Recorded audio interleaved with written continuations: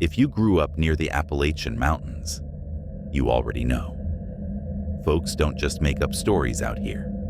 They remember them. I'd love to know. Where are you tuning in from, and what time is it right now? Drop it in the comments. It's wild how many of us are sitting in the dark, listening to the same story, scattered across different corners of the country. Hit the like button and subscribe. It helps more people find their way into these woods, whether they should or not. Let's start.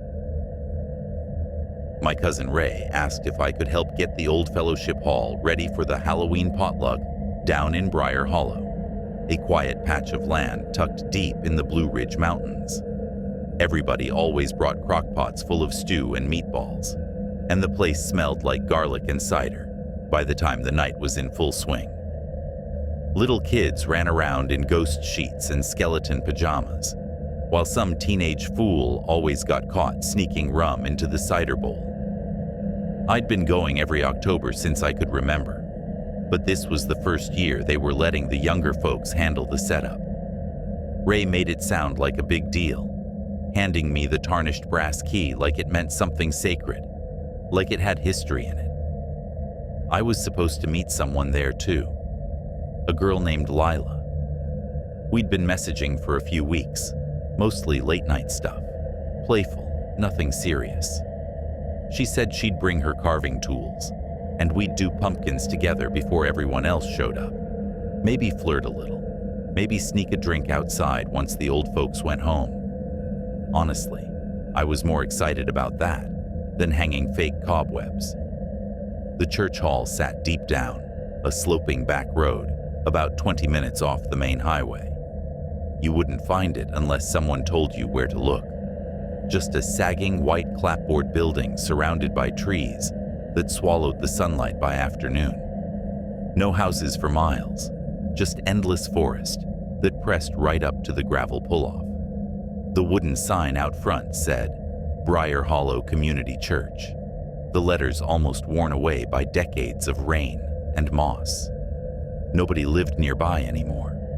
There used to be a few cabins scattered around, but a flood about 12 years back wiped out most of them. Took out the old Cooper farm completely and left the ground unstable. You could still see chunks of stone foundation sticking out of the mud like bones. Still, the church survived. People said it was blessed ground. Others said it was cursed. Ray always joked that the spirits didn't bother walking that far downhill. Too much effort. I never asked where he'd heard that. I drove out there just after sunset, the sky turning bruise purple behind the trees. The air smelled wet and earthy. I had a bag full of decorations, orange lights, paper bats, and a box of tea candles. I knew there was no cell service out that way, but I still kept checking my phone like I expected a miracle bar to pop up. The gravel lot was a mess, half washed out from the rain earlier that week, so I parked halfway up the slope and walked the rest of the way. My boots sank into the mud, and by the time I got to the porch, my socks were already damp. The key didn't want to turn. It scraped and resisted like the lock itself had forgotten what it was for. When it finally gave, the click echoed in the quiet, and I pushed open the door. Inside was colder than outside. The kind of cold that didn't belong to the season, the kind that lived in the walls. The air smelled faintly of mildew and candle wax. The windows were fogged over, but not from heat, more like the glass was sweating. Everything out there got strange after a storm. I started unpacking the decorations on the long folding tables. There was a tiny kitchen in the back, with peeling yellow paint and a refrigerator that hadn't worked in years, mostly used for storage. I went back there to grab some old tablecloths, printed with jack-o'-lanterns. Took maybe a minute. When I came back out, one of the plastic skeletons I'd left sitting on the main table was on the floor. It wasn't just tipped over. Its limbs were twisted, the left arm looped around its head like someone had tried to tie it into a knot. I stood there staring at it for a long minute. Then I laughed, a small, nervous sound, just to fill the silence. I untangled it and set it back up. Told myself it must have fallen weird. The air was heavy, that was all. But still, I felt watched. It wasn't paranoia, exactly. Just an awareness. The silence out there wasn't like normal quiet. No frogs, no owls, no insects even. Just dead air pressing on my ears. I tried to shake it off and kept working. Hung up streamers, stretched cobwebs across the windows, and arranged the candles in little clusters. After a while, the quiet started to feel almost normal. I was halfway through carving the first pumpkin when the lights went out. No flicker, no warning, just total black. I froze. The only sound was my own breathing. Instinctively, I grabbed my phone, but the flashlight was dim, the battery already at 15%. I remembered what Ray had told me. The church didn't have its own breaker box anymore. They'd moved it years ago to a shed about 30 yards behind the building. I'd seen it as a kid, a slanted thing wrapped in ivy with a rusty padlock on the door. I didn't want to go out there, not into those woods. But sitting in the dark with a dying phone wasn't an option either. I lit one of the tea candles and headed for the back door. The trail behind the church was half washed away, slick with mud and leaves that sucked at my boots. The candle flickered in the wind, making the shadows dance around me. The shed came into view, smaller than I remembered, and the door was hanging open, not just unlocked, wide open. My stomach sank. I called out, "Ray, that you?" No answer. I stepped inside. The air smelled stale and metallic. The fuse box was mounted on the far wall, all switches upright. Nothing tripped, no signs of water or damage. Everything looked normal, until I turned around. Someone was standing just past the tree line. They didn't move, didn't speak, just stood there, shape barely visible in the candlelight, but I could tell they were facing me, watching. I thought it might be a prank, maybe some local kid trying to scare me, so I called out again. "Hey, not funny." Nothing. I took one step toward the door, and the figure shifted, slightly, like it was leaning closer. That was enough. I turned and walked back to the church as fast as I could without running. The candle blew out halfway, and I didn't stop to relight it. When I reached the back door, I turned around. The woods were empty. Inside, I locked the door and checked the light switch again. Still dead. My phone was down to 10%. I sat by the table and tried to keep working, tried to pretend everything was fine. Lila was supposed to arrive around 9. I told myself she'd show up any minute, maybe with her car lights cutting through the trees, and everything would feel normal again. But time dragged. Then, 3 knocks on the front door. Even, deliberate. My heart jumped. I called out her name. "Lila?" No answer. I walked to the door and looked through the peephole. Nothing. Just darkness and rain-slicked trees. I hesitated, then opened it. The porch was empty, the woods silent. I stepped outside, my breath clouding in the cold air. That's when I saw it. Another pumpkin sitting beside the one I'd been carving earlier. It hadn't been there before. It was lit, candle steady inside, but the face was wrong. 2 eye holes and a small triangular nose. No mouth, just blank, expressionless. I stared at it for a long time, my skin prickling. Then my phone buzzed in my pocket. A message from Lila. She said she'd gotten a flat tire outside of town. Her brother was coming to help. She hadn't even left yet. Said she probably wouldn't make it. I stared at that message until the screen dimmed. I didn't reply. I didn't even think. I grabbed my keys, shoved my phone in my pocket, and headed for the door. I didn't bother blowing out the candles or picking up the decorations. Just left. The trail up to my truck felt longer this time, the air thicker. When I got halfway up the slope, I looked back one last time. 3 figures stood at the edge of the trees behind the shed, still, watching. They didn't follow, didn't move. I got into my truck, started it on the second try, and drove like hell back toward town. The road was slick, the headlights cutting narrow tunnels through the dark. I didn't stop until I reached Ray's place. He was still up, sitting on the porch with a beer and a cigarette, like he'd been waiting for me. I handed him the key without a word. He looked confused at first, then saw my face, and didn't ask. "Everything all right?" he said finally. "No," I said. "I'm done this year." He nodded slow, took the key, and said nothing else. I didn't mention the pumpkin, or the open shed, or the figures in the woods. I drove home, locked every door, and didn't sleep till sunrise. The next day, I got a text from Ray. Just one line.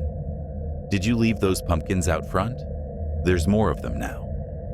I never replied, never went back to Briar Hollow again.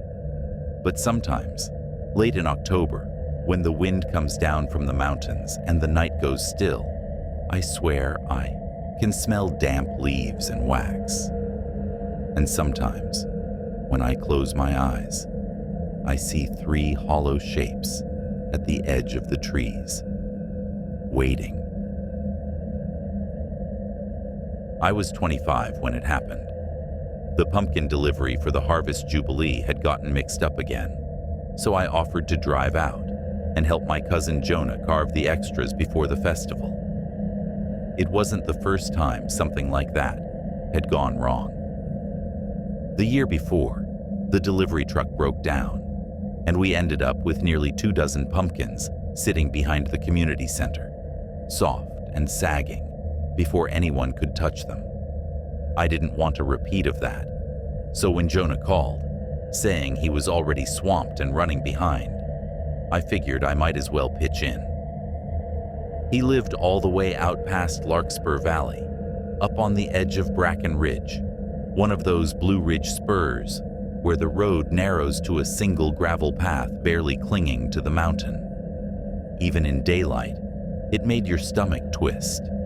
On one side, the rock face rising above you, and on the other, nothing but open air and the deep drop of the valley floor far below. No guardrails, no cell signal, no room for mistakes. One wrong turn, and you'd vanish into the trees, gone before anyone even noticed you were missing. By the time I finally reached his place, the sun had slipped behind the pines, and everything looked flat and gray. It wasn't dark yet, but it wasn't really light either. Just that in-between time, when the colors drain from everything, and the world feels like it's holding its breath. Jonah's cabin was small, almost hidden, a sagging little box with a tin roof patched in 3 different shades of metal, and a porch that leaned forward, like it was tired of standing. Our great-uncle had built it sometime in the late 1930s, and I'm pretty sure Jonah was keeping it together with plywood, duct tape, and blind optimism. There was one porch light above the door, but it didn't so much light the way as show you how dark everything else was. Jonah met me at the door with his sleeves rolled up to the elbows, hands dripping pumpkin guts, and his hair sticking out in every direction. He looked like he'd lost a fight with a vegetable. A cigarette dangled behind one ear, and his flannel shirt was blotched with bright orange stains, like he'd wiped his hands on it without thinking. We unloaded the pumpkins from my truck, 20 of them still streaked with mud, and carried them inside, spreading them across the old oak table by the window. Jonah always went for the creepy ones, sunken eyes, twisted mouths, sharp teeth that didn't fit inside the faces. He said the kids liked scary. I always figured he did it to freak people out. Mine were simple. Triangle eyes, big happy grins, the kind you'd find on a cheery Halloween card, the safe kind. We worked like that for a while, both of us elbow deep in orange pulp and seeds, the smell of it thick in the air. After about an hour, Jonah stood up, wiped his hands on a rag, and said he was heading out to the shed to grab more candles. He said he was almost out and didn't want to send the kids home with pumpkins that didn't glow. I offered to go with him, but he waved me off, said the trail was too slick after dark, and he didn't want me falling down the hill. I let him go. The cabin felt hollow once he stepped out. The only sounds were the scrape of my carving knife and the soft plop of pumpkin seeds hitting the floor. Time passed strangely. It might have been 10 minutes, might have been 20. I kept glancing toward the window, expecting to see the beam of his flashlight bouncing through the trees. Nothing, just darkness pressing against the glass. Then the front door creaked open. It didn't slam or rattle, it opened slow, dragging against the warped floorboards, the kind of slow that makes the hairs on your arms stand up.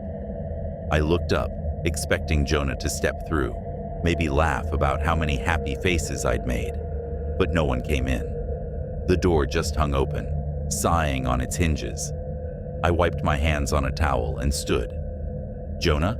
I called. No answer. I walked to the door, opened it wider, and looked out. The porch was empty. No flashlight beam, no footsteps, no sound at all. The woods were still, the air cold and heavy. Even the usual night sounds, the wind, the distant frogs, had gone quiet.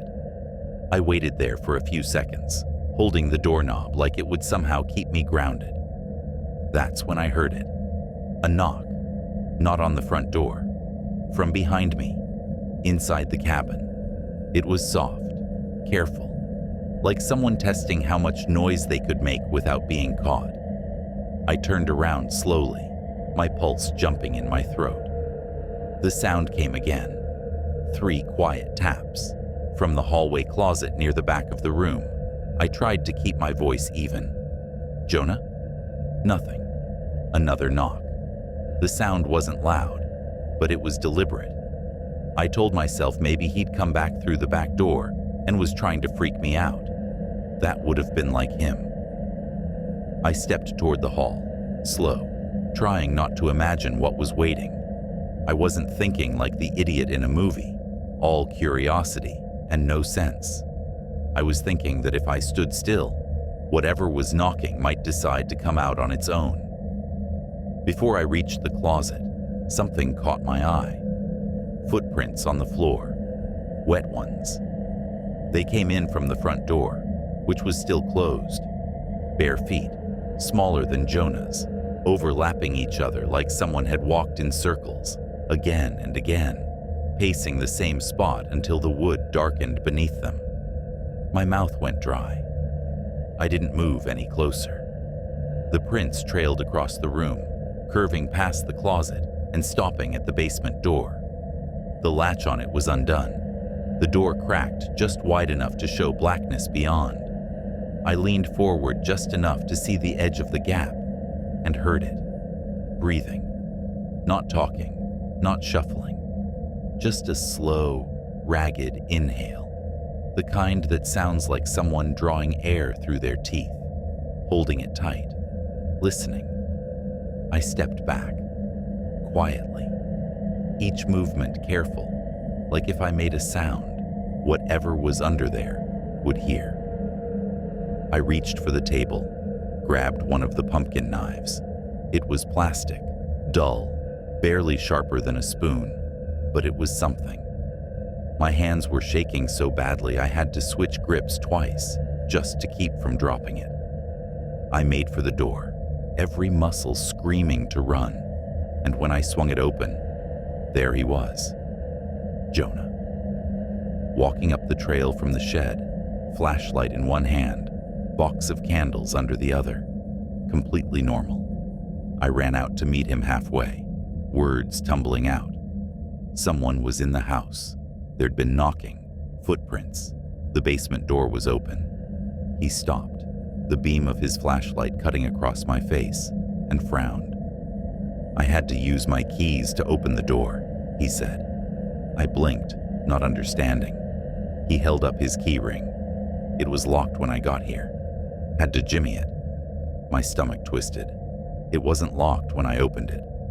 He just stared at me. The wind moved through the trees, a slow hiss. Then he nodded once, short and careful, and walked up the steps. I followed him inside. Everything was the same. The pumpkins on the table, the carving tools, my towel, no footprints. The closet door shut tight, the basement door latched. Jonah gave me a look, somewhere between pity and confusion.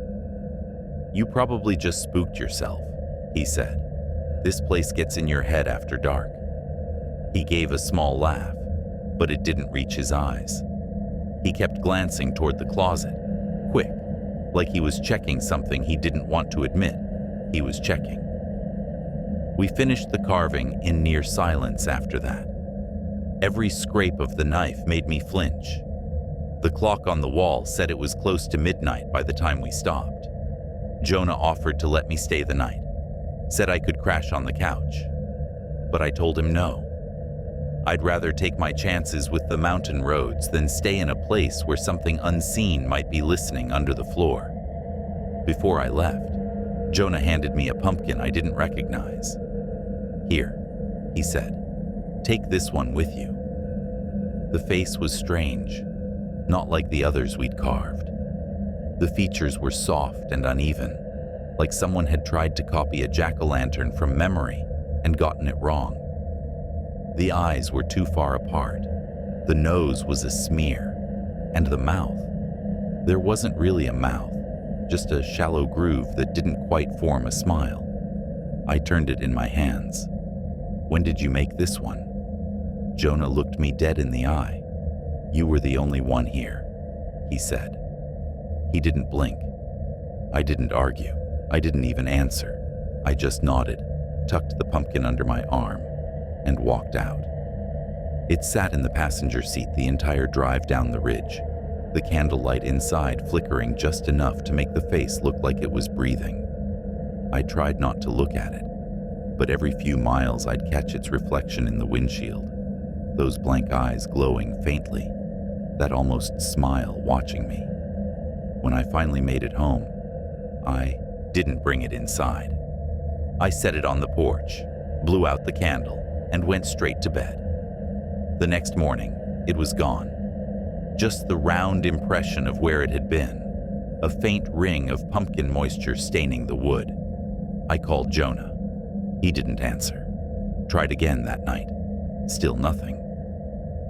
3 days later, the sheriff's office found his cabin door wide open, the inside torn up like a bear had gone through it. But there weren't any tracks outside. Just the faint shape of bare feet in the dust by the basement door. No one ever found Jonah. But 2 weeks after that, I came home from work and found a pumpkin sitting on my porch. Same one. Still unlit, still smiling that almost smile. When Dad told me it was my turn, he didn't even look up from the workbench. He just kept tying bundles of dried sage with twine, like we were talking about something ordinary. "You're up for Marin this year," he said. No pause, no build-up, just that. In our family, everyone helps Marin once, exactly once. It isn't written down anywhere, but it's as close to law as we've got. You go up Tallow Ridge before Halloween, help him with whatever needs doing, then you come back down and don't talk about it. Nobody ever does. No stories, no explanations, just quiet nods when it's over, like people recognizing a scar they've seen before. And if you ask before your turn, the answer's always the same. You'll understand when it's time. Tallow Ridge isn't on any official map. It's a narrow spine of land in the Cumberland Mountains, half-eaten by trees and shale, with trails so thin they look like deer paths or old scars on the earth. At the top sits Marin's place.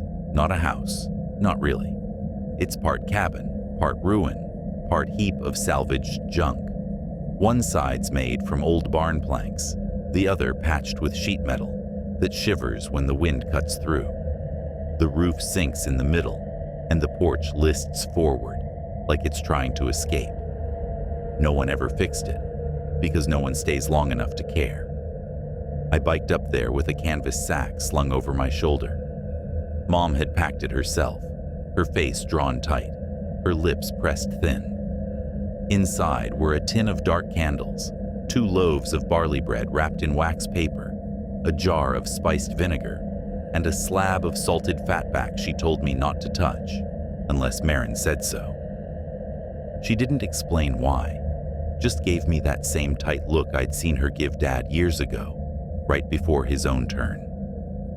When I reached the ridge, the light had started to bleed out of the sky. The air smelled like wet stone and rotting leaves. Marin was already waiting on the porch, sitting in a broken chair with a bucket of split corn in his lap. He was older than I remembered, his hair thin and gray, the skin around his eyes stretched paper tight. He didn't say hello, didn't nod, just pointed with 2 fingers toward the side of the yard and said, "Stakes are there, you plant them." He didn't have to explain. Everyone in the family knew about the stakes. We pretended not to, but we all knew. Whispers about them drifted through family gatherings like smoke, never clear, never direct, but always there. I went around the side of the house and saw them immediately. 4 bones, long, narrow, bleached white. Not chicken bones this time, something larger, maybe turkey or raccoon. Each had a length of rough string tied near the thick end, and the pointed tips were smeared with something reddish-brown. They were clean, unnervingly so. I didn't hesitate. You don't hesitate with these things.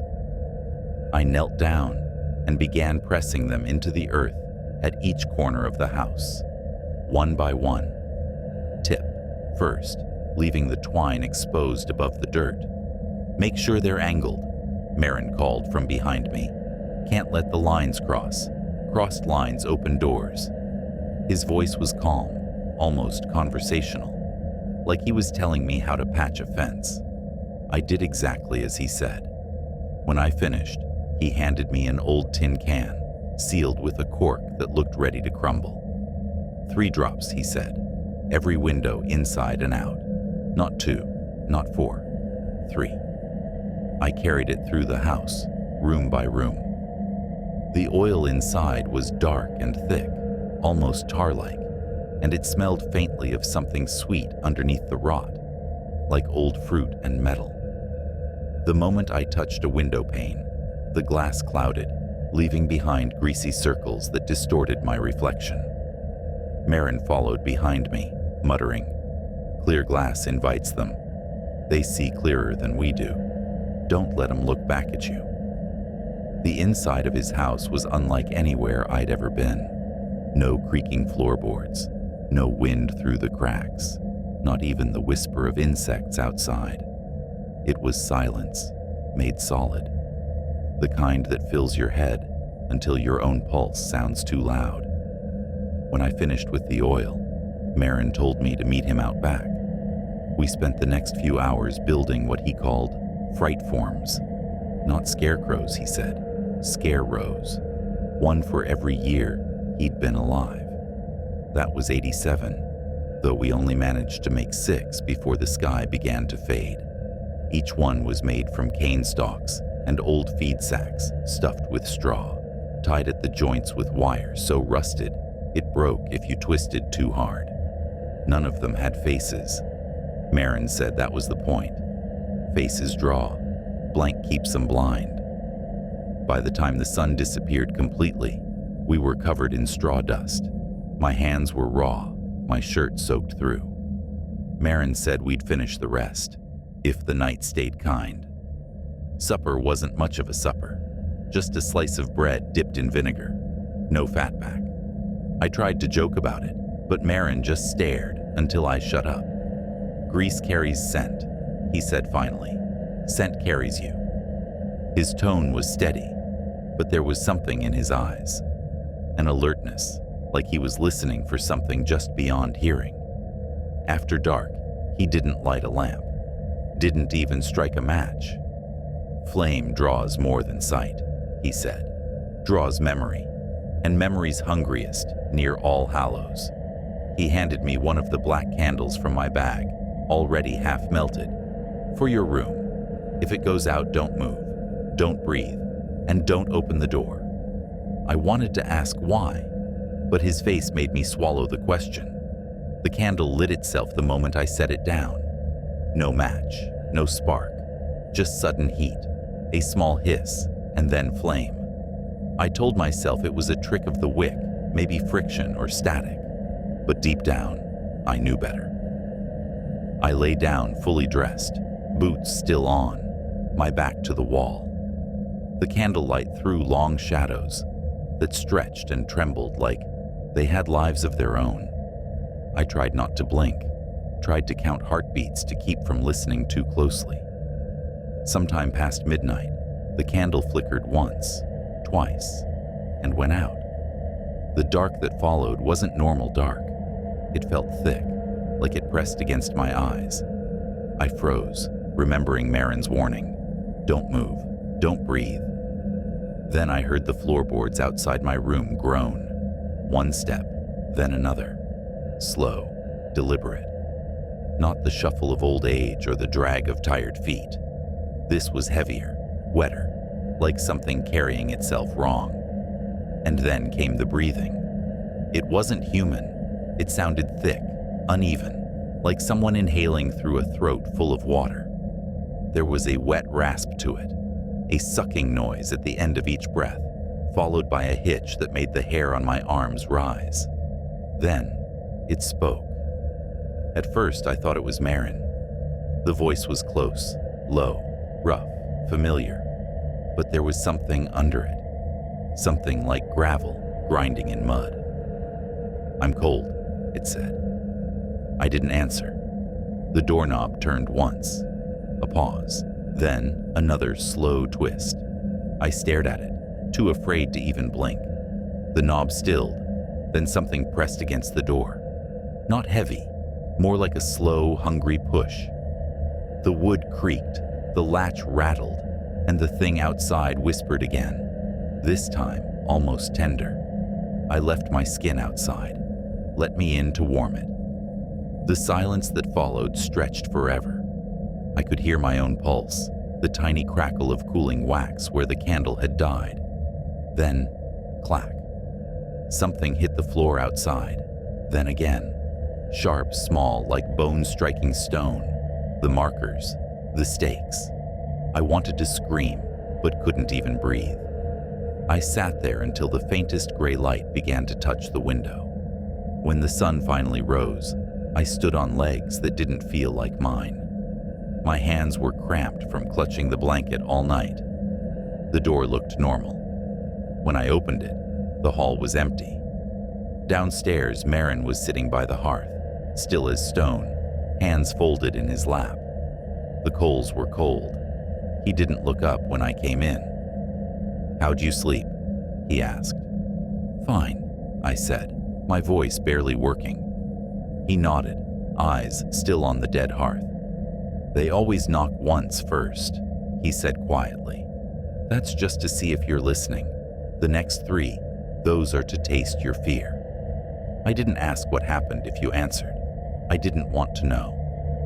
We finished the rest of the scare rows that morning. 81 more of them, lined up in perfect rows around the edge of the property, faceless and still. They stood there like sentinels, each one leaning slightly toward the woods, as if waiting for something to return. Before I left, Marin gave me a jar filled with black dust that shimmered faintly when the light hit it. "Don't use this till you need it," he said. Then, after a long pause, "And if you think you need it, it's already too late." That was last October. This year, he never came down for his usual salt and cider, didn't send word. When I asked my Uncle Nathan if he'd heard anything, he just looked at me and said, "Nobody climbs Tallow Ridge after dark." I don't blame them. Still, every night this week, I've been hearing something out past the tree line. Not voices exactly, just a soft dragging sound, like something heavy moving through the leaves, circling the yard. And once, just once, I heard the faintest knock at the window. 3 slow taps. I didn't look. I won't. Because I keep thinking about what Marin said that morning, when the sun was coming up and the air still smelled like ash and corn dust. They never stop knocking, he'd said. They just start learning new doors. November always had a strange pulse in our mountain town. Not the kind of strange that people wrote about or filmed for travel shows. Just the kind that made the air feel charged, like the world was holding its breath. We weren't the kind of place that went all out for Christmas. The lights stayed in boxes, and most porches went dark by 8. No one cared about New Year's either. The only fireworks we ever saw came from a few teenagers with illegal sparklers. But Halloween, that was something else entirely. Around here, Halloween wasn't just a holiday. It was a ritual. Every house, every trailer, every old cabin up the mountain had a jack-o'-lantern sitting out front by the last week of October. Some had one, others had dozens lined up like sentinels, glowing orange in the fog. Fences tangled with fake cobwebs, doorways dripped with tattered black cloth, and paper bats dangled from the trees where the wind made them twitch like they were alive. Even the old folks who never waved back on the street, the ones who didn't talk to anyone outside of church, ended up carving pumpkins. It wasn't written down anywhere, but everyone knew the rule. You carved a pumpkin every year. You didn't skip it. No one did.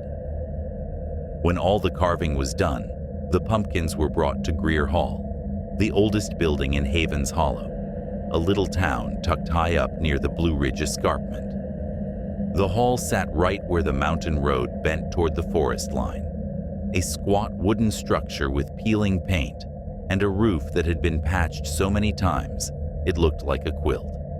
It had 2 square rooms, 1 long hallway, and a crawl space no one had been brave enough to open in years.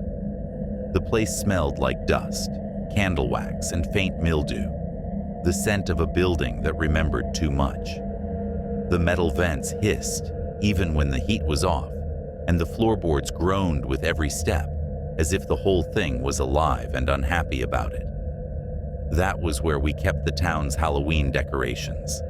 Cardboard skeletons from the 80s, plywood tombstones with fading paint, old rubber spiders, tangled light strings, and fake ivy that had long turned brittle and gray. Most of it lived down in that shallow crawl space under the floorboards. No one liked going down there, but that's where the history stayed. That year, I'd volunteered to help close things up after our final prep night. It wasn't a big job, just sweeping up, turning off the lights, and locking the doors once everyone left. I liked being the last one there. The quiet had a rhythm to it. When the crowd left and the noise faded, Greer Hall would settle into its bones again, breathing slow and steady. You could hear every groan of the floor, every shift in the wind outside, and for a little while, it felt peaceful, like the building was remembering itself. The night started the same as always. We met after work, lugging boxes of decorations and grocery bags full of dollar store cobwebs. Jonah, who ran the feed store on Ashford Road, brought his son and daughter, who mostly ran around sticking googly eyes on anything they could reach. Lydia from the post office balanced on a step stool that had been wobbling for 15 years, stringing up faded paper skeletons that looked one strong gust away from disintegrating. We laughed, teased each other, drank bad cider from foam cups, and made plans for the bake sale. It was easy, familiar. By 9:30, most people had filtered out.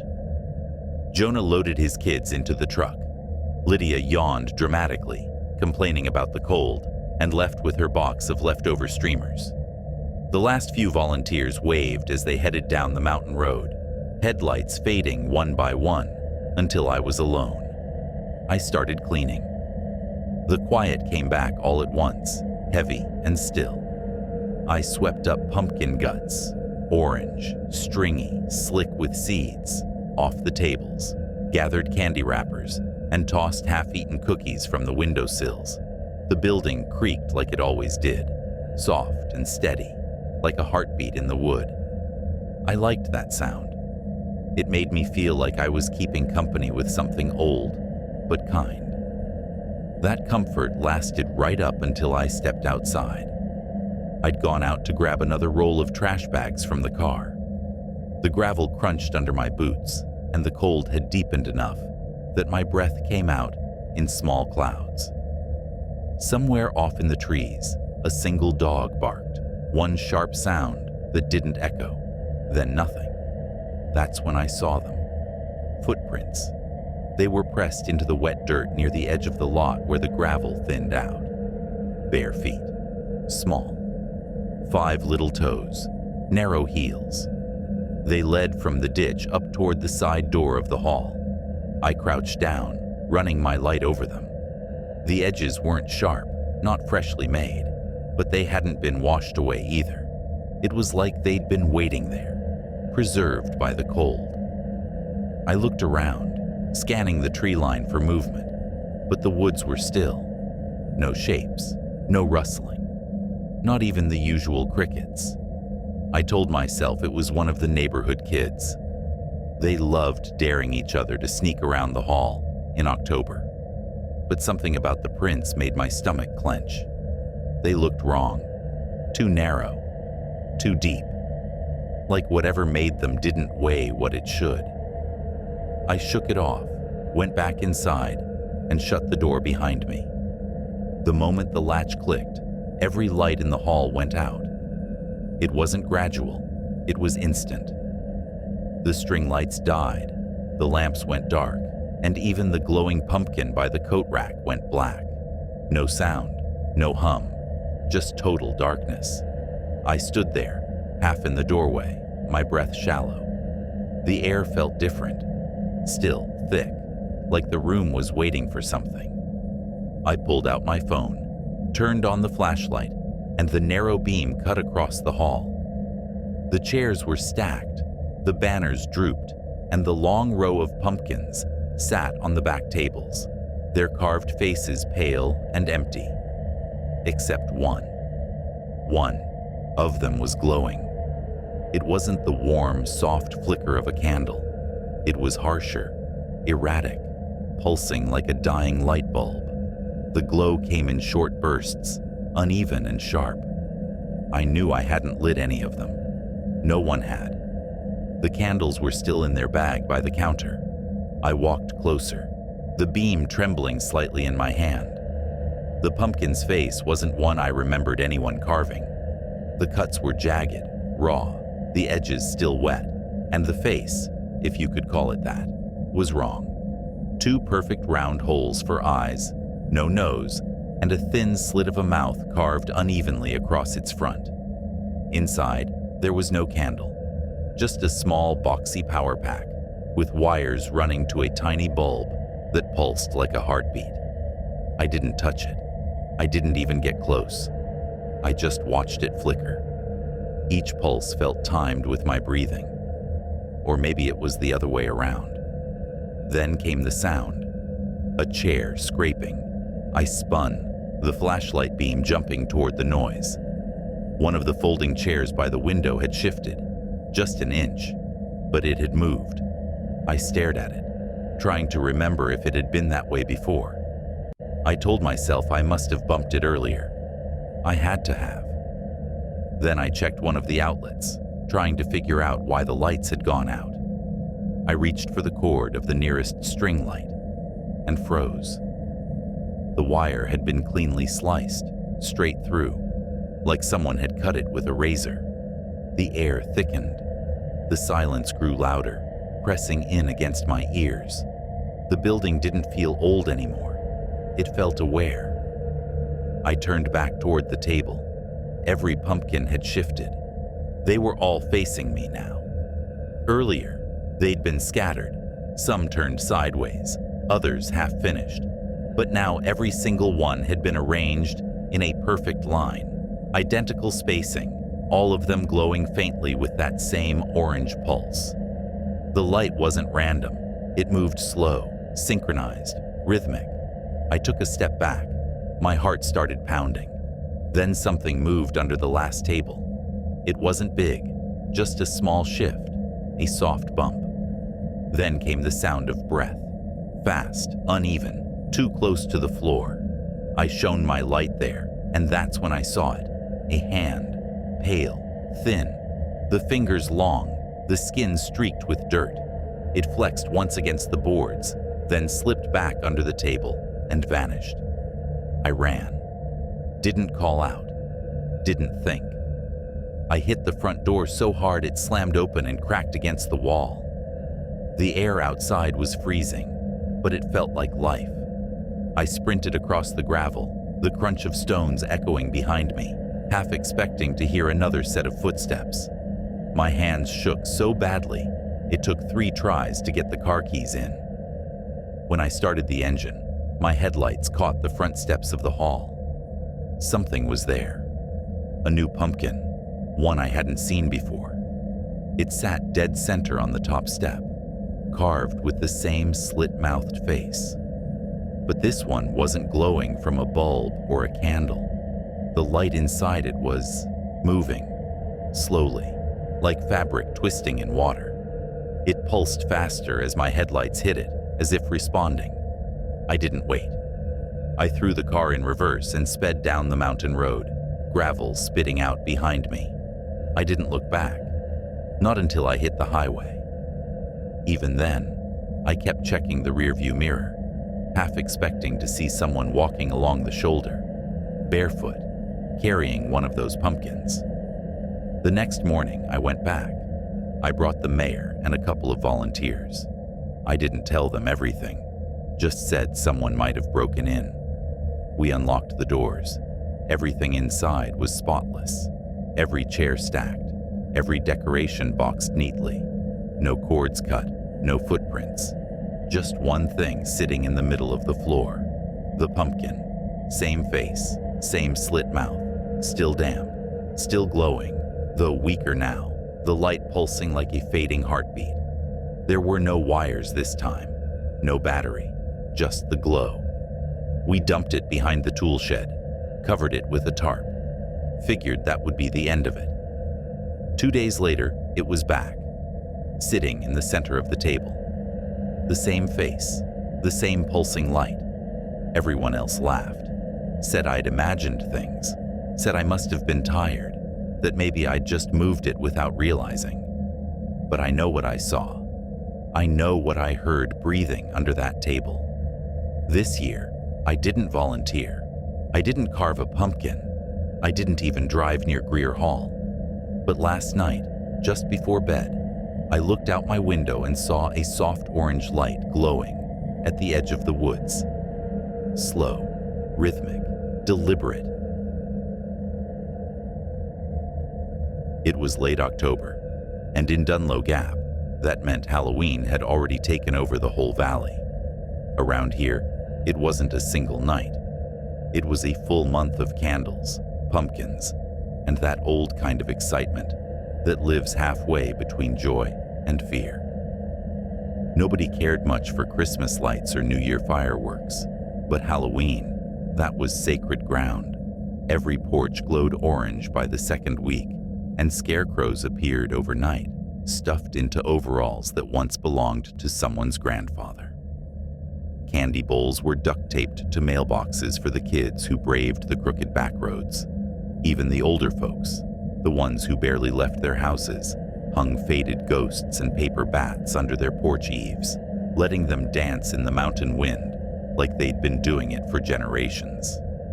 And every year, the big town gathering was held at Barrett Barn, an old gray structure halfway up Linder Hill, leaning so far you could swear the next storm would knock it flat.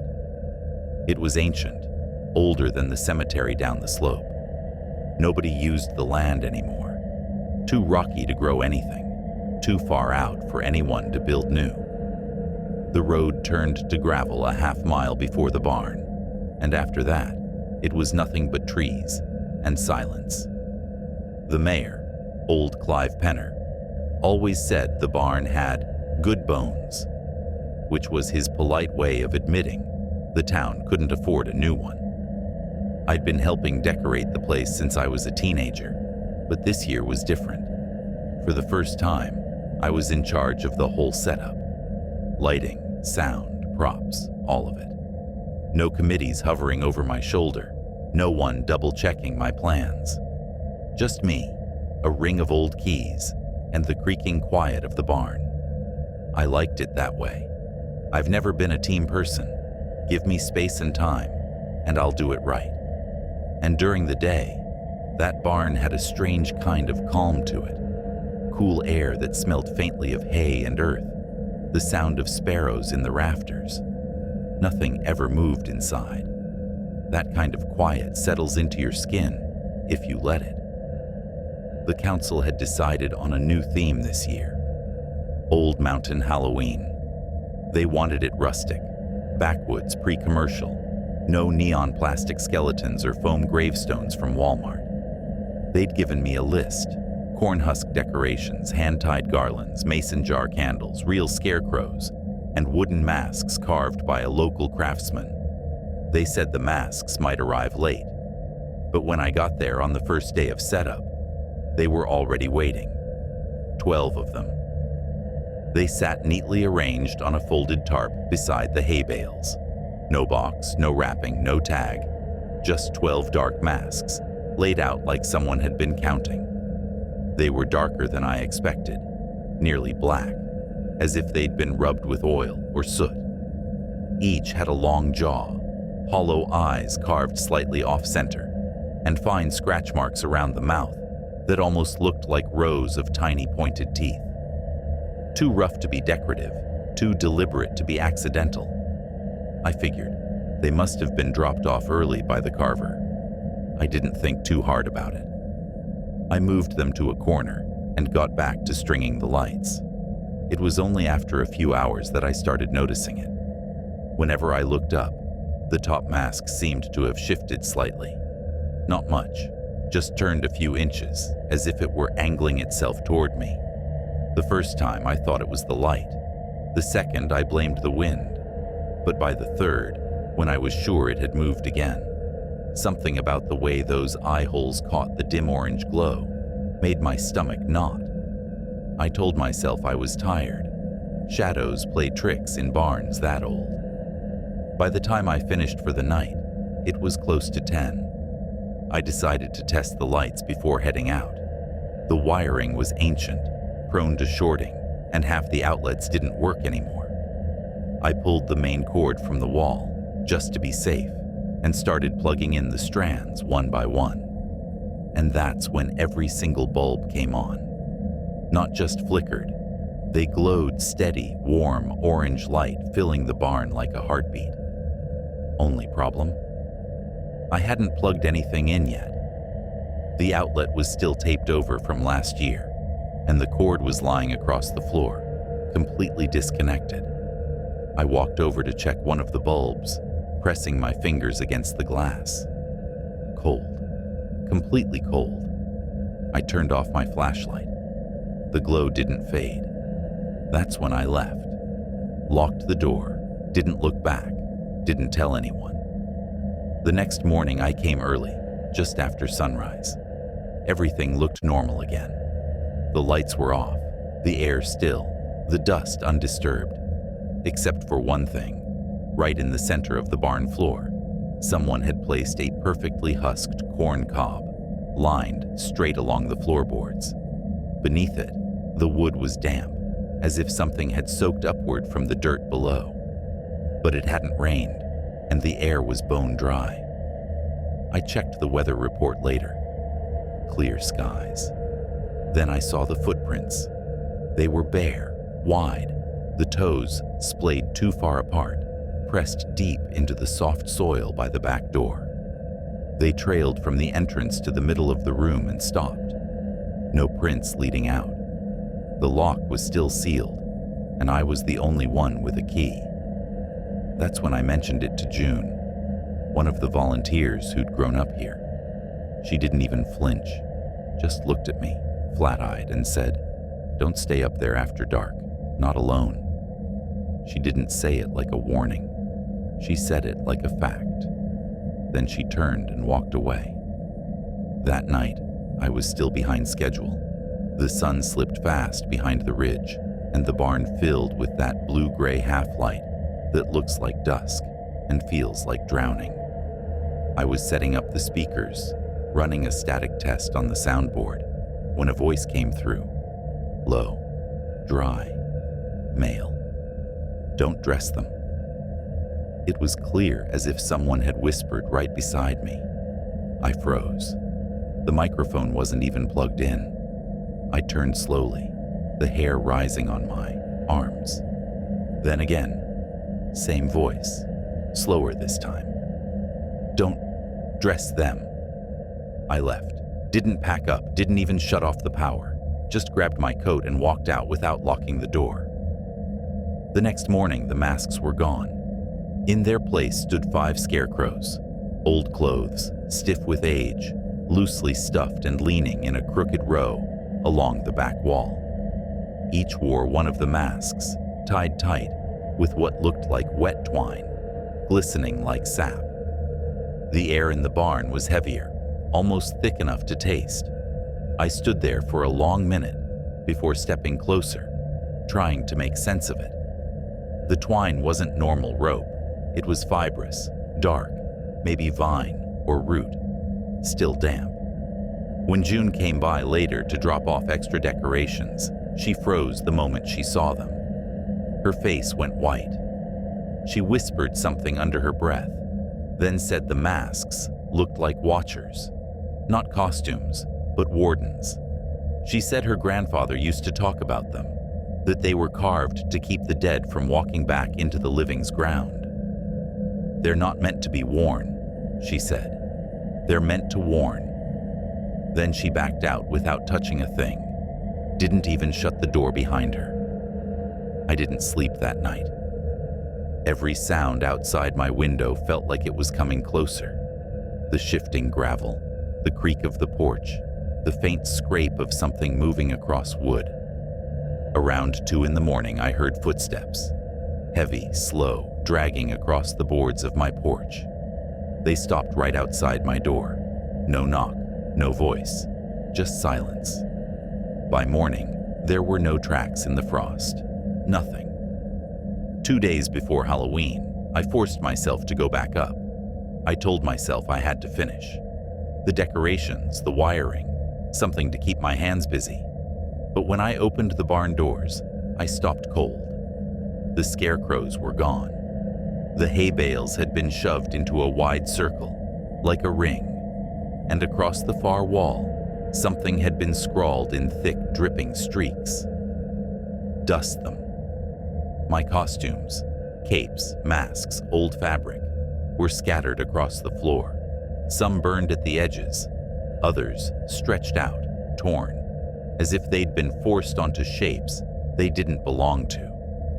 My hands shook too badly to clean anything up. I was about to leave when I heard it. A soft rustling, the sound of straw dragging over wood. Something moved behind the hay. 5 heads rose slowly, one after another.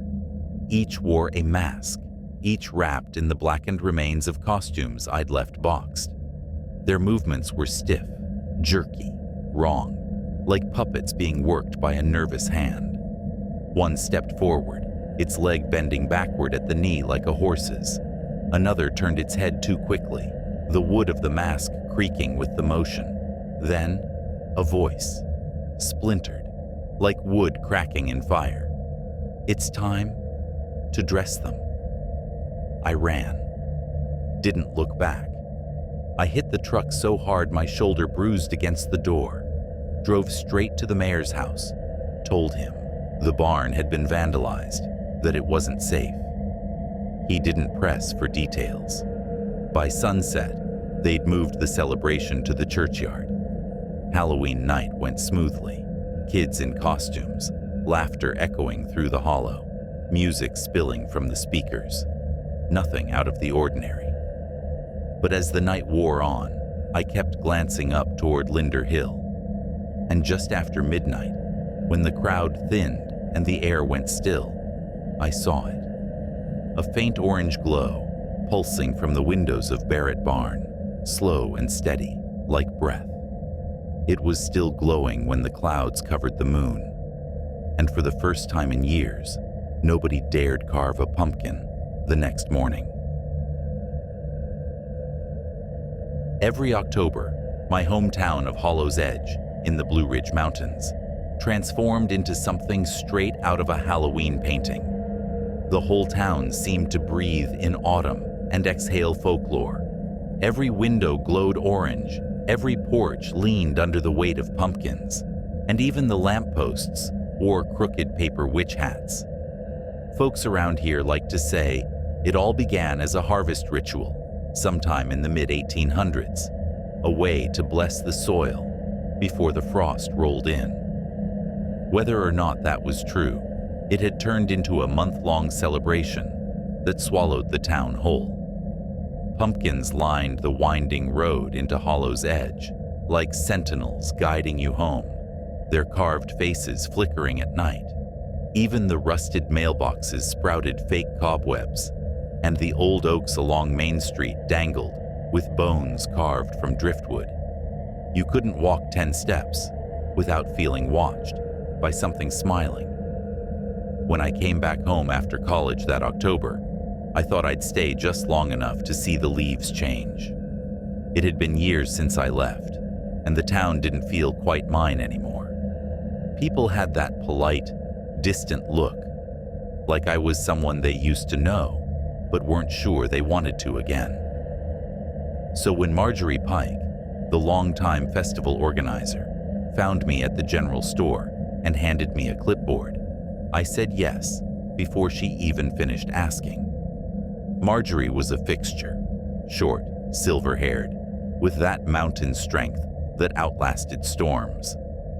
She'd been running the Halloween festival for as long as anyone could remember. Her memory was sharper than gossip. She could tell you what color ribbon you wore in your third-grade class photo, or the exact pie your grandmother entered in the county fair back in '97. Marjorie gave me what she called the honor post, scarecrow duty. She said it was the oldest tradition of all, the one that kept Hollow's Edge safe from mischief. There were 7 scarecrows, one for each of the founding families, lined up on the ridge that loomed above the town. I remembered them from when I was a kid, how they'd cast long shadows across the valley in the dusk light. But when I saw them again, they were bigger, taller, each one nearly 7 feet high, built from sturdy wooden frames, not just straw and twine. Their arms were made from saplings bound with rope, their bodies padded with hay and wrapped in old shirts that hung like tired skin. Their heads were burlap sacks, tied tight and painted with simple black smiles, except for one. That one didn't belong. Its head wasn't burlap at all, but an old gray feed sack, the kind with faded print barely visible in the seams. It had been stitched closed with thick, uneven black twine, the kind that looked more like scars than thread. The eyes were long slits, not round holes, and the mouth was a jagged line that twisted downward, like a grin turned sour. It looked wrong, almost human. When I touched it, the fabric felt rough and cold, like it had soaked up too many nights on the ridge. I asked Marjorie who made that one. No one answered. The volunteers all went quiet. Marjorie just squinted at it, the clipboard pressed against her chest. "Must have been from last year's batch," she said after a moment. "Probably just got mixed in." But when I tried to lift it, I knew something wasn't right. It was heavy, not like hay, but dense, as if there was metal or stone inside. When I tilted it upright, something shifted within. There was a faint clank, and for a second, I thought I felt it move in my hands. I looked up, but the others were just staring. No jokes, no small talk, just eyes watching. That night, I sat by the kitchen window of my parents' old farmhouse, carving pumpkins. The ridge was visible from there, just a dark line against the moonlit sky. Around midnight, I saw something. A light moving up on the ridge. It wasn't flickering like a flashlight. It was steady, slow, gliding from one scarecrow to the next. I told myself it was Marjorie, doing a last inspection. But when I asked her the next morning, she said she hadn't gone up there. No one did, she said flatly, eyes flicking toward the window. When I climbed the ridge later that day, I saw that one of the scarecrows had been dragged forward, its feet leaving 2 deep grooves in the dirt, like something had pulled it. The soil beneath it was disturbed, sunken in places, soft like it had been turned over during the night. Marjorie said it was the wind, but the air was still that morning, still enough that even the cobwebs on the fence hung motionless. By the afternoon, the air up there had changed. It carried a faint rot, a sickly sweet scent, like old fruit left to spoil. Nobody mentioned it, but I saw people wrinkle their noses when the breeze shifted. The next day, I found something stranger. At the base of each scarecrow was a perfect circle of corn kernels, neatly arranged like someone had measured them. I asked about it, and Marjorie just said, "It's the old way." That was all she said. The older folks looked uneasy after that. One man, old Tommy Wexler, muttered a prayer under his breath and left without finishing his coffee. That night, I locked my doors for the first time in years. 2 nights before Halloween, I was driving home from the ridge around 9:30 when my headlights caught something hanging from a branch near the edge of the woods. It swung slowly, pale against the dark. I pulled over and leaned forward. It looked like a scarecrow's head, tied with rope, spinning gently in the wind. My stomach turned cold. I got out, stepped closer, and blinked. It was gone. The branch was empty, but the bark was scraped raw, as if something heavy had been hung there, twisting. The next morning, all 7 scarecrows were back in place. None missing, none touched. When I told Marjorie, she just said, "You probably saw a plastic bag," and went back to her clipboard. The night before Halloween, the whole town gathered to finish setting up. Marjorie was wound tight, barking orders and snapping at anyone who lagged. She sent me to fix the "Welcome to Hollow's Edge" sign by the trail. I was crouched down, hammering the last nail, when I heard it, footsteps behind me, slow, heavy, deliberate. I turned. The gray feed sack scarecrow was closer. It had been at the far end of the ridge earlier, but now it stood maybe 10 feet away. I stared at it, breath catching. Its head was tilted slightly, just enough to make it look like it was watching me. I whispered its position under my breath, a habit from childhood, like saying it aloud would make it real. Then Marjorie called my name from the truck. I turned, shouted back, and when I looked again, it was back where it had been before. No footprints, no drag marks, just a faint trail of straw. That night, around midnight, the ridge went dark. Not the town, just the ridge. All the lanterns, spotlights, everything went out at once. Then came a knock at my door. One sharp, solid hit, then silence. I froze, waiting. A few seconds later, a softer sound. Something brushing the door, like cloth against wood. I lifted my flashlight and opened it a crack. The porch was empty, but that smell was there again, thick and cloying. Rotten sweetness, drifting in from the fields. I locked the door and left the lights on till dawn. Halloween morning was gray and cold. Marjorie called at sunrise. "They've been vandalized," she said. When I got to the ridge, my stomach dropped. 6 of the scarecrows had been torn apart, arms twisted off, hay scattered, clothes shredded. Only the gray feed sack one was untouched, standing perfectly straight amid the wreckage. But the dirt around it, the dirt was patterned. Circles and spirals pressed deep into the soil, too precise to be random. I knelt and traced one with my finger. The edges were sharp, carved, almost burned into the ground. No one spoke while we cleaned up. That night, the festival went on as if nothing had happened. The town square was alive. Kids in costumes, candy stalls, music echoing between brick buildings. Fireworks painted the sky above the ridge, lighting it orange and gold. For a while, it felt almost normal. Then I saw it, a soft glow, pulsing on the ridge. Not lanterns, not fire. It shimmered in waves like something breathing light. I pointed it out to Marjorie. She didn't even look. Part of the display, she said. But when the fireworks ended, the glow was still there. And then the shapes began to move. There were more than 7 now. Dozens. Silhouettes swaying, shifting, arms rising like branches reaching for the town. I blinked, but they didn't vanish. I told myself it was smoke, or fog, or the trick of the light. But then one turned. The stitches on its face caught the glow. They were wet, glistening. And the grin. The grin stretched too wide, like the twine had been pulled until the fabric tore. I didn't stay to see the rest. I got in my truck and drove. I didn't pack, didn't call anyone, didn't look back until I was 2 towns away. The next morning, I called Marjorie. She sounded calm.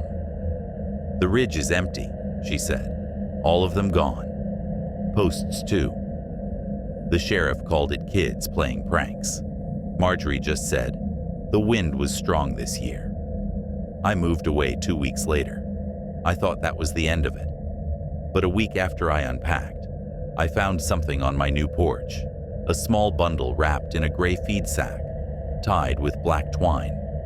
Inside were a handful of corn kernels and a single wooden button carved with a spiral. The pattern was exactly like the marks in the dirt on the ridge. I moved again. But every Halloween since, no matter where I go, no matter how far from those mountains, I find the same thing waiting by my front door. A perfect circle of dry corn kernels, always there by morning, always arranged just so, always waiting. Halloween has always felt different to me, not because of the candy, costumes, or parties, but because of the silence it brought with it. The kind of stillness that feels too heavy, like the whole world is holding its breath. The air would thicken around late October, and the woods would take on that ancient quiet, the kind that made you wonder if something was watching. When I was little, growing up deep in the Cumberland Highlands, my father used to light the porch lanterns every October. He said the light wasn't for us, it was for them. The ridge spirits, that's what he called them. He claimed they came down from the high slopes once a year to make sure people hadn't forgotten them. If you did, he'd say softly, almost like he was afraid of being overheard, they'd remind you why you shouldn't. He never smiled when he told those stories, never winked like other dads did when they were trying to scare their kids for fun. His face stayed flat, his eyes distant, and he always ended with the same words. "Light the lanterns, son. Always light the lanterns." When he died, I kept that tradition going. 1 lantern for him, 1 for the ridge. It felt like my duty, a quiet promise whispered into the wind. But last October, I decided to go a little further. Maybe it was loneliness, maybe it was guilt. The old farmhouse had grown hollow, the walls empty of voices. So I figured I'd give the place some life again. I dragged out a box of old decorations from the attic, faded paper ghosts, strings of orange lights, some fake cobwebs stiff with dust. I set up the lanterns just before dusk, one on each porch beam, and carved a few pumpkins, faces that looked more tired than scary. Then I went to the shed. That's where I found one of Dad's old flannel shirts, red and gray, soft from years of wear. I decided to make a scarecrow. It felt right somehow, like something he would have done. I filled the sleeves and chest with hay from an old bale that had been sitting behind the barn for who knows how long, tied it to a wooden post, and gave it a head made from a burlap sack. For eyes, I used 2 mismatched buttons, one green, one black. I stitched on a crooked mouth, more out of habit than design. When I was done, I set it up at the end of the gravel loop near the tree line. It didn't look perfect, but it made the place feel less empty. That's what I told myself. The only thing that bothered me was the way the head leaned slightly to the right, facing the woods instead of the road. I straightened it, retied the rope around its neck, stepped back, and gave a half smile. For a second, I thought I saw the fabric twitch, but it was probably just the wind. When I woke up the next morning, I noticed it again. The scarecrow's head was tilted toward the woods, same as before, like it had turned back during the night. The rope was still taut, though. No wind, no rain, no reason. I frowned but shrugged it off. Still, there was something different about it. The burlap looked darker, damp, like it had absorbed something, but the sky had been clear all night. That evening, I went all in with the decorations. I carved 3 more pumpkins and lit both lanterns. I spent hours making sure each pumpkin had a different expression. One smiling, one scowling, one with no mouth at all. I lined them along the porch rail just as the light started to drain from the sky. The woods turned silent then, that strange kind of silence that makes your ears ring. I looked toward the edge of the property. The scarecrow stood still, just a shape against the dimming light. Somehow, that should have felt comforting. It didn't. I went to bed early but woke around 2:30 a.m. The sound was faint, one soft knock, quick, almost polite. I sat up, heart racing, and listened. Nothing. Then again, tap. I got up, walked to the front window, and peered out. The yard was empty except for the pumpkins glowing faintly on the rail. But I noticed something off. The middle one was gone. I grabbed a flashlight and stepped out onto the porch. The night was colder than before, the kind of damp cold that clings to your clothes. I scanned the yard, and there it was, the missing pumpkin, sitting upright at the base of the scarecrow's post. It faced the woods like it had been carefully placed there. When I picked it up, it was warm. Not sun warm, something else, like body heat. I set it back where it belonged and forced myself to laugh, muttering something about raccoons.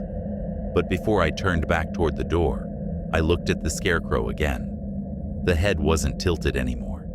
It was bent forward, chin down, as if staring at the spot where the pumpkin had sat. And the body looked fuller. The flannel stretched tight across the shoulders, like someone had packed the hay inside, too dense. I slept with the lamp on that night. The next few days, I pretended it wasn't there. I didn't look out the window when I passed by, didn't walk that side of the yard. But 2 days later, when I came home from town with a bag of feed and a new coil of rope, I noticed the post was empty. The rope that had held the scarecrow upright was hanging loose, frayed at the end, like it had been cut clean through. I froze, staring at it for a long minute. Then I checked around the yard, behind the shed, around the barn, even under the porch steps. Nothing, just the wind stirring dead leaves. I told myself maybe it fell and rolled down the hill. But then faintly, I heard a dragging noise coming from behind the barn. slow, heavy, deliberate. I followed it, my flashlight cutting through the dark. When I slid the barn door open, I stopped cold. It was standing there. Not slumped, not hanging, standing upright against the far wall. The head drooped to one side now, the mouth torn wider, jagged, like someone had pulled it open by hand. The burlap was darker, almost black, in patches. The shirt looked swollen, the seams stretched, the hay packed too tight. And at the wrists, I saw fresh twine, new, unfrayed, wound thick. I didn't think. I just moved, grabbed it by the shoulder, dragged it outside, and hauled it to the burn pit. I dumped lighter fluid over it and struck a match. It caught fast. The flames climbed the legs first, then the chest, then the head. The air filled with the smell of hay and old cloth, but as it burned hotter, the scent changed. Greasy, thick, sweet, like meat gone wrong. It turned my stomach. I stayed until it was nothing but ash, and the last cinders faded into smoke. Then I shoveled dirt over it, patted it down, and went inside. That night, just past midnight, I heard the sound again. 3 soft taps. Tap, pause, tap, tap, pause, tap. Then came the dragging. Not across the grass this time, but over wood, the porch. The sound scraped slow and heavy, pausing between movements like something testing its weight. I sat frozen, staring at the door. Finally, I turned on the flashlight and pointed it toward the window. The pumpkins were back. All 3 sat neatly on the rail again, but they'd turned. Every one of them was facing the house now, and their carved faces weren't the same. The smiles had warped, the edges darkened, the mouths curling too wide. I swear I saw one of them glisten, like the inside had melted.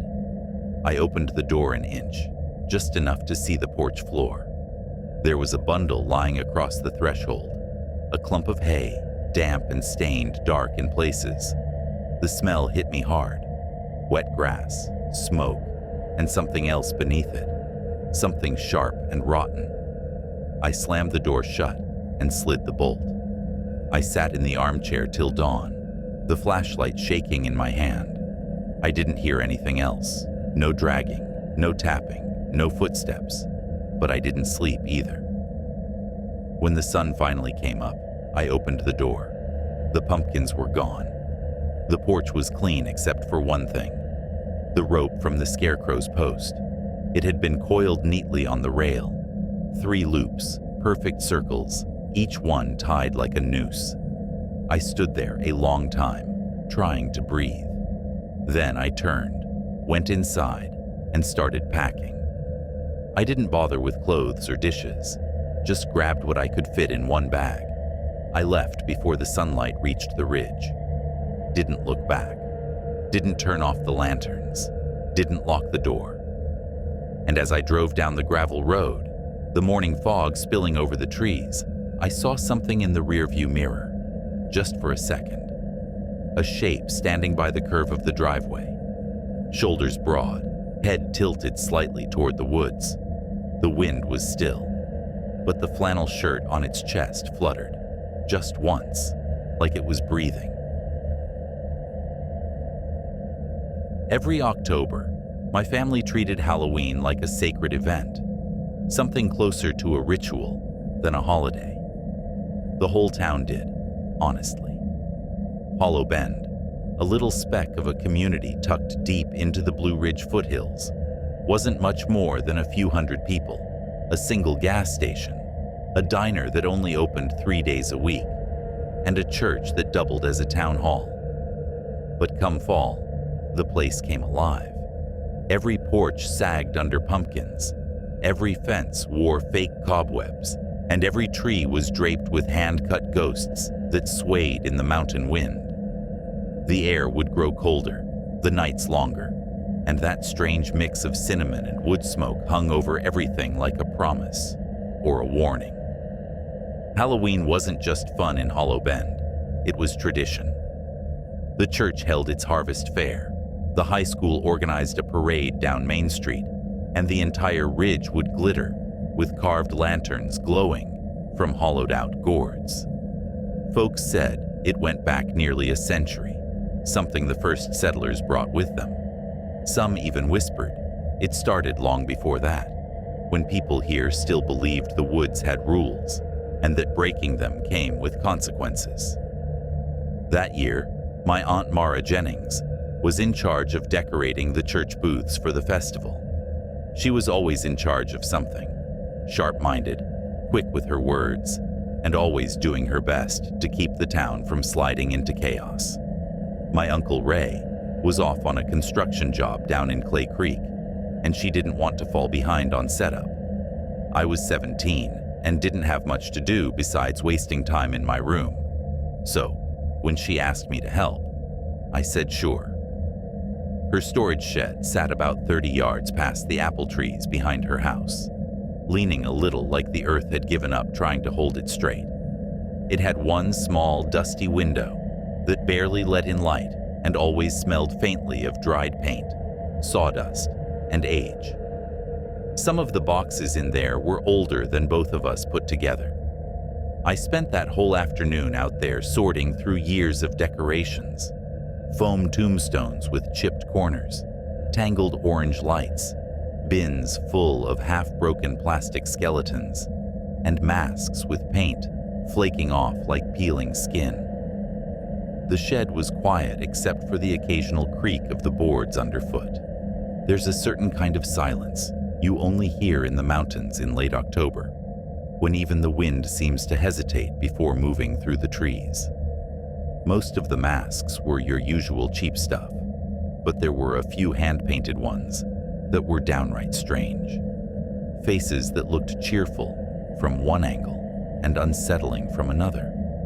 One had a smile that didn't sit right, like it had been carved by someone who'd never actually seen a person smile before. I remember staring at it for too long, feeling something cold crawl up my neck. I shoved it to the bottom of a box and tried not to think about it again. As the day slipped toward evening, Mara called from the porch, asking if I'd found the scarecrow's hat yet. I yelled back that I hadn't and kept digging. That's when I noticed something wedged behind a stack of crates filled with fake pumpkins and broken garlands. It was another mask, but not like the others. This one wasn't plastic or rubber. It was wood, carved roughly, unevenly, with a knife or maybe even a chisel.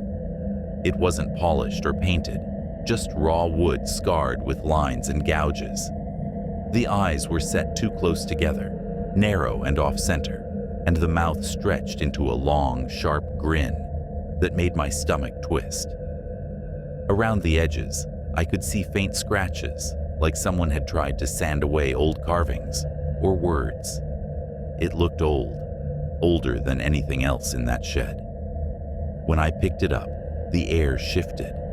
The wood was cold, not cool from the shade, cold, like something that had been buried deep underground or left soaking in a mountain creek.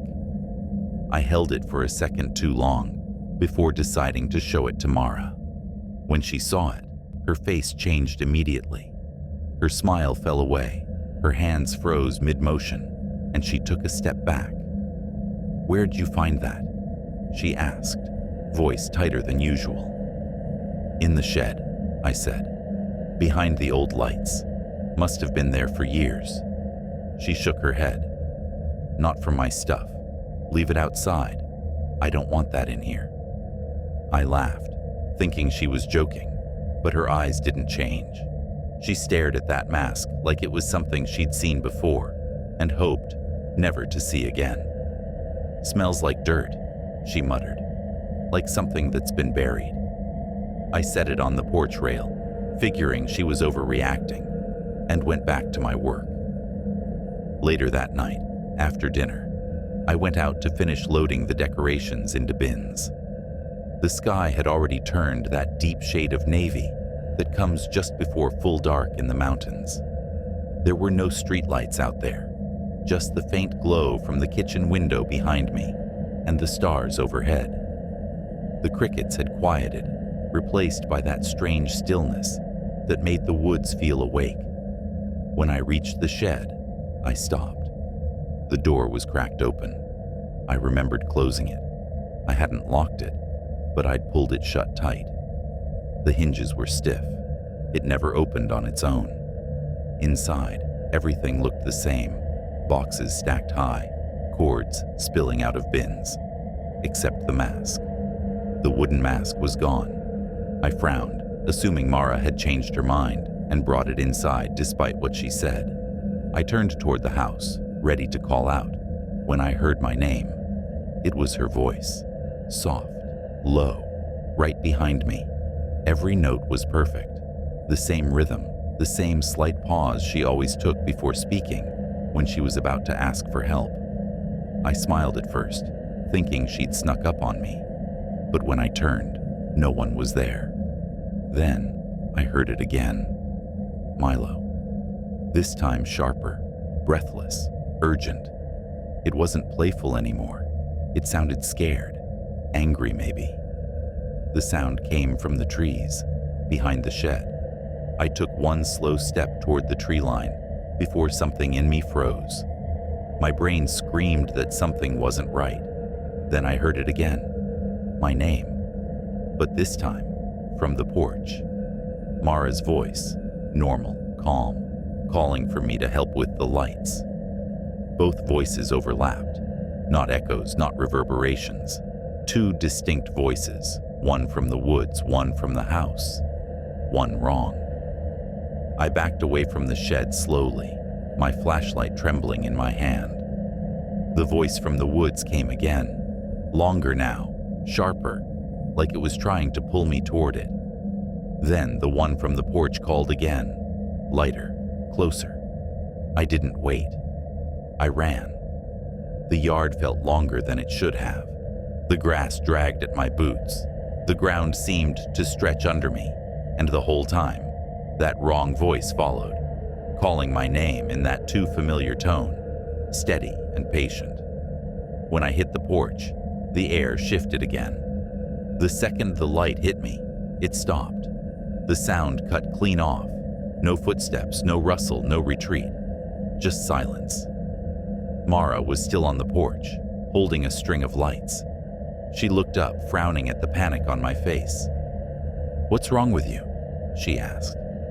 I tried to explain, but the words tangled up coming out. When I got to the part about hearing her voice twice, she just stared, quiet.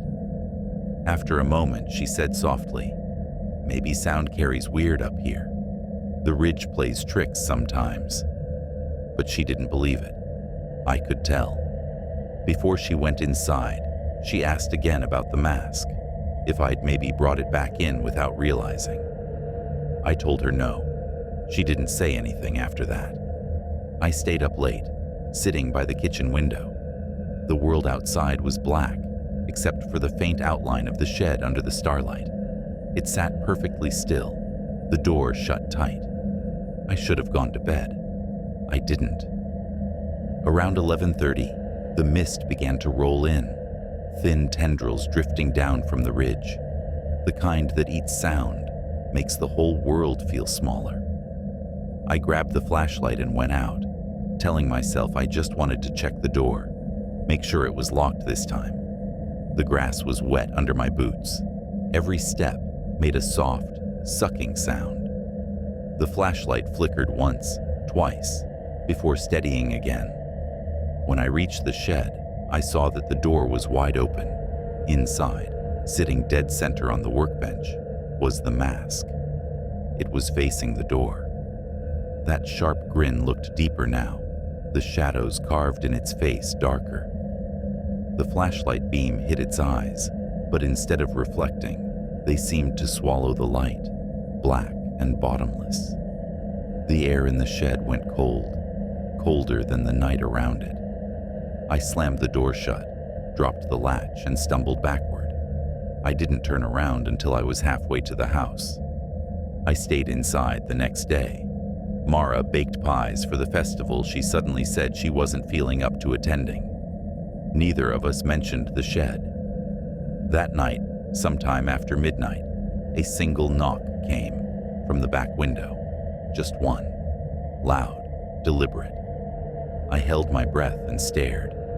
The yard outside was empty, but the shed door, barely visible through the fog, was hanging open again.